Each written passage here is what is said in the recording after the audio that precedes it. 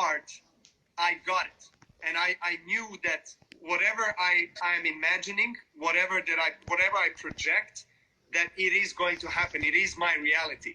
So I did not know for any other reality. Actually, everything that I was experiencing alongside millions of people in Serbia during 90s and those wars, I knew that nothing could really stop me. And I just knew that one day I'm going to become the best tennis player in the world. And of course, there was literally 0.2% of people in Serbia and around the world that actually believed that I could achieve that. Because, so that's, what are the odds? That's the biology of belief. And exactly. I don't see it being fortunate. I just see that that's just the letter of the law. You know, and it's like, we have to start believing in this. You know, you probably wouldn't have met your mentors if you didn't have that in you.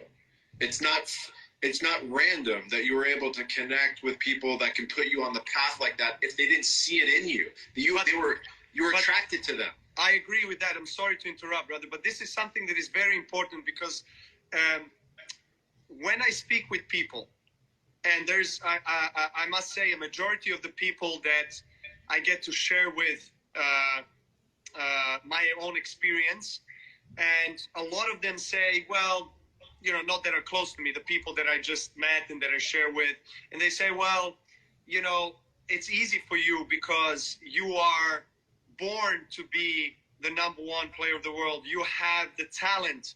You have you have the God's help. You have the gift. You know, I'm not saying I don't have a talent. I have been gifted and I have been blessed. Absolutely, without a doubt. I have full gratitude and faith in God that God actually, you know, granted me with this amazing opportunity in life, for sure. But I do believe that all of us have this power inside of ourselves to create the reality that we want to be in, our most ideal, and nothing is impossible. Honestly, sorry to interrupt, but that's something I wanted to say because I feel it's very important for anybody that is watching to understand that everyone has possibility and power, regardless of where you are, regardless of what is going on.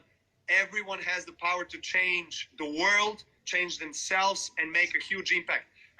I would just, before I give you the word, would like to tell a story about someone that I know and that has been one of the biggest inspirations in the last 10 years for me. His name is Nik Vujicic, and he was born with no limbs, no upper and lower extremities. So no arms, no legs at all. He has attempted to suicide. He has attempted a suicide for many times, and now he has become one of the biggest inspirational talkers around the world. He spoke in front of hundreds of thousands of people around the world. In one moment, 100,000 people in India. Check him out, Nik Vujicic. His story is incredible. He is the real example of what we are talking about here. He was someone that, you know, could easily said, look, I was born this way. And, you know, he did go through this transformation in his life. So when you hear him speak, tears come, and, you know, you just feel so much love and so much gratitude for everything that you have, that you are, for your arms, that you're able to grab things, you're able to run, to walk. The most fundamental things in life he did not have. And then yet he managed to transform all of that into something beautiful. So I do believe that whatever happens in your life, whoever you are, wherever you are, you can make a change. Please go ahead, brother. No. There's no going ahead. It's together. And that was so beautiful. I mean, gratitude is the most powerful creative force by far, hands down, in the universe.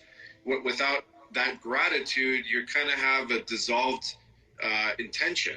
So I think that was a perfect organic experience that you just set forth right now. And to piggyback or to parlay back into your experience of the gnosis of self, where, you know, depending on how your life works, depending on people saying it's genetics or it's only you were born with it, again, to go into the science of it, we're all born with specific talents and specific genes.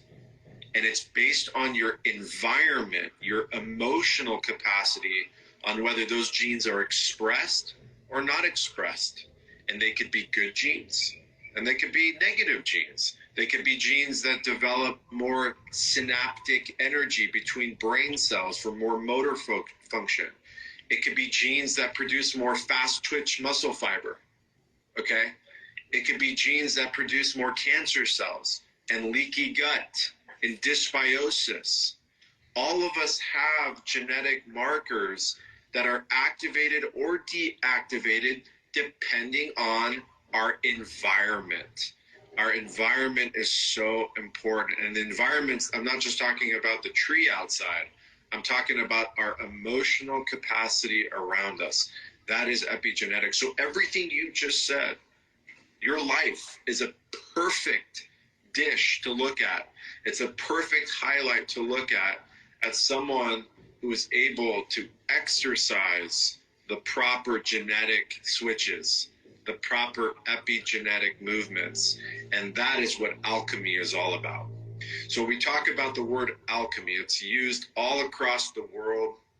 It's now become such a cliche term, alchemy, the alchemist. You know, Paul Coelho's book. This is the life of the alchemist, where we're actually changing the chemical experience of the human body through an outside force of an electromagnetism. These two things go hand in hand. And I think on maybe our next conversation, we get into the laws of resonance and electromagnetism and the governance of our world. And that can surge these two together, where then we can offshoot into other topics.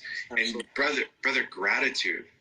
Gratitude is what places us into the perspective of not looking at our lives as misfortune and our lives as, you know, where everyone is against us or we are down on our luck.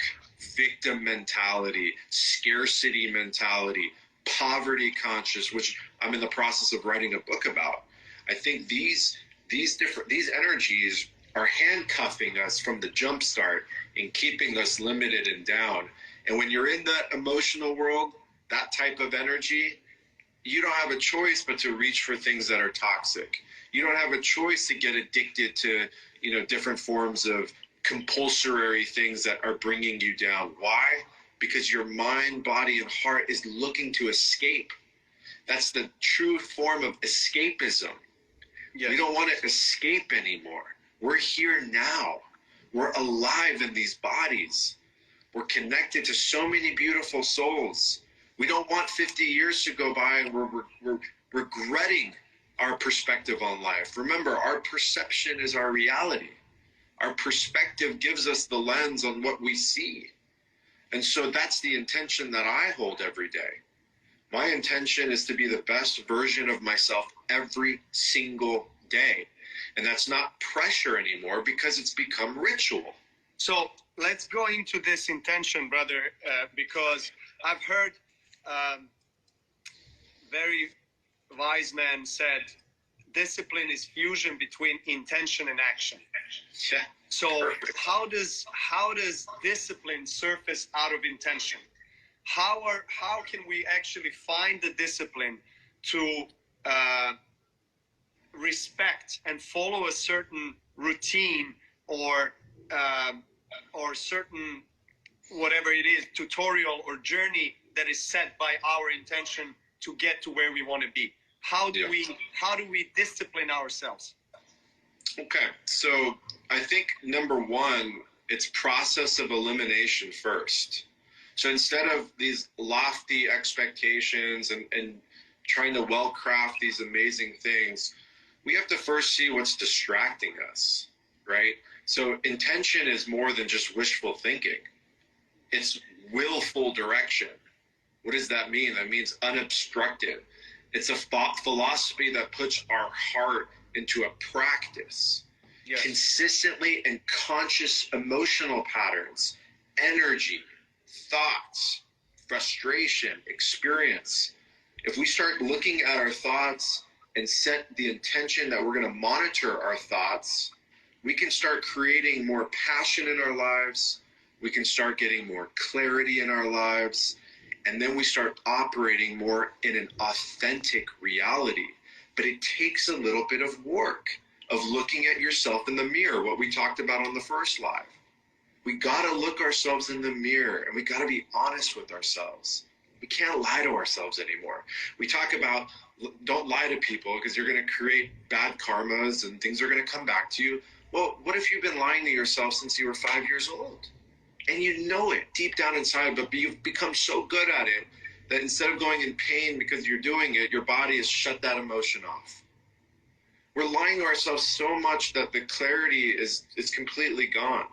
And it's impossible to get into intention. So I think that's the center point of getting into your intention, is to become completely raw about who you are and why you are, and the energies that you hold in your perspectives, in your opinions of others, in your family life, friendships, how you are serving. That's the first place before we can start getting into what we want to be in this life. It's how did we get to who we are today? Basically, it's a discernment or knowledge or awareness of self, of understanding, first of all, who you are, why are you here? What is your role here? To really understand yourself, your body, how everything works, why everything is connected. I truly believe, and I know you do too, brother, in holistic approach to life. Holistic means that if you set something in motion, everything else is affected in the ecosystem, not just in your own body, in your own world or ecosystem of your body, mind, and soul, but all the people around you, all your community, everything is affected. If you wake up one day and you go out from your home and you greet your neighbor with a smile and say, hello, good morning, how are you? Nice to see you. I wish you a wonderful day. Or you do the opposite of that. Of course, it does affect the energy created between you and your neighbor, and your neighbor is going to go on with that thought an entire day. Someone the ripple effect, positive or negative the ripple. way. And then it's a ripple effect, of course, other people in line. So we the intention is very clear. In my profession, in my life, in my world, it has been of an utmost importance to understand clearly who I am, first of all, and what I am doing. Is that as a result of what I'm doing, is it affecting positively my community, the micro world around me, and the macro world of people that follow me, that know me, and that believe in me. So how does what I am representing, what I'm talking, how I'm behaving, and what I'm doing in life affect the universe and the planet and the people as a whole? So I try to be very conscious of that every single day, because I truly believe that I believe in God, I believe in angels, I believe in universe, I believe in higher powers that are helping you in moments when you need it the most. And don't underestimate that, because only because you don't see it doesn't mean it does not exist. So I believe that if the intention is right, and if there is a noble cause of what you're doing, and for me, tennis has not always been like that, but right now it is a place where I grow and learn and try to perfect myself into the best version of a human being that I am. Because we talked about it, the tennis court, I have so many suppressed programs and emotions surfacing that I obviously need to work on.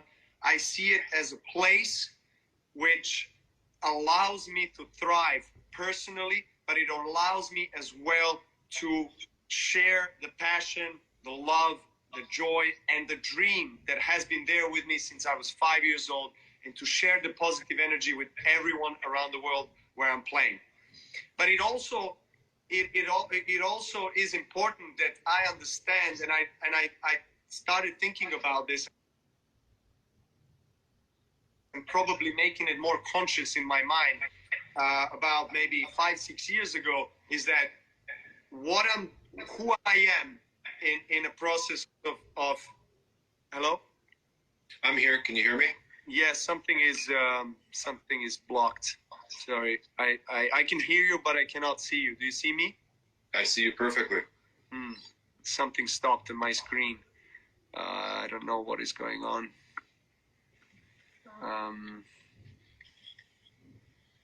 So let me go out and go back in, if you don't mind. Of course not. I don't mind. Okay, But sorry, everyone. I just save blocked. this live. Make sure you post this live for sure. Yes, absolutely. Let me see. Hold on. Before you log out. I'm trying. 1 second. I'm trying to unblock it. I don't know what is